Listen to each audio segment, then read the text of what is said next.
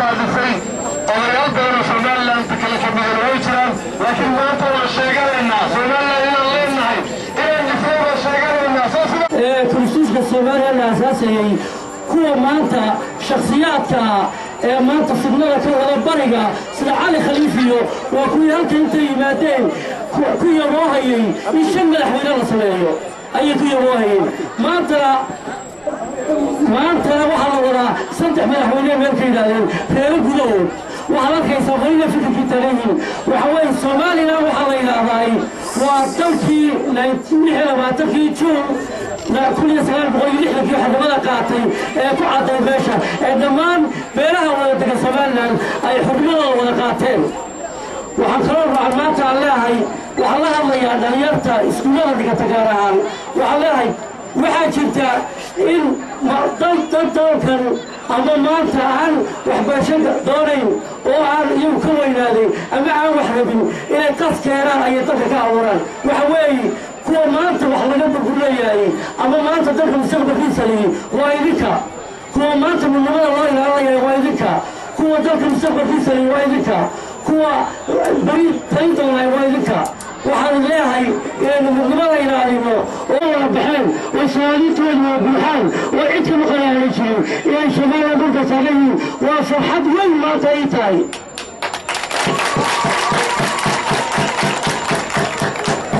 وحنكشف يا وحي بدمينا ترى والله ما السلام يا حفظاتها هاكا طيب جوتا هي وين جوتا يا قبل الله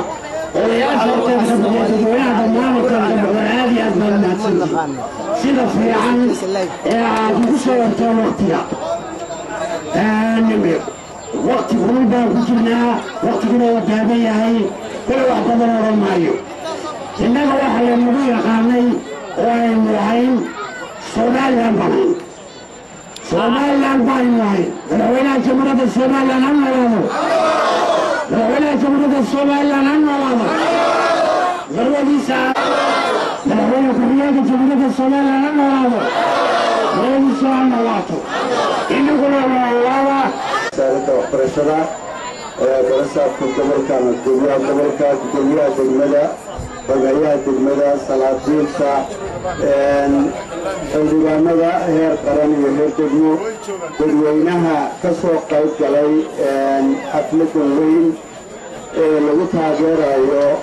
midnimada Somaliland iyo nabadgelyadeeda waxaan ilaahay salaamu calaykum waraxmatullaahi wabarakaatuh salaanka bacdi waxa farxad weyn u ah dadka reer Awdal iyo Salal in ay u soo baxaan oo iskarab taagaan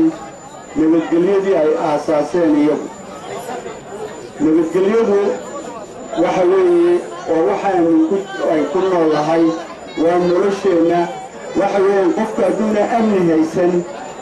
maanta reer Awdal iyo reer Somalilandba diyaar uma aha cid kastoo nabadgelyadooda meel kaga dhacaysa cidda dibadda carruurtoodii geysatay ee dibadda ka shaqaysata ee doonaysa inay dabina geliso raalli kama noqonayno una adkaysan mayno waanu ka hor jeednaa waxa weeye nabadgelyadu waa cidna diyaar uma aha inay ka qaxdo meesha ay degan tahay cidda inay qoriga dabkaa la socoto waxaanu leenahay halkii aad kala timid ku noqo aad iyo aad baan idin salaamaynaa aad baad u mahadsantihiin waxaan assalaamu calaykum waraxmatullaahi wabarakaatu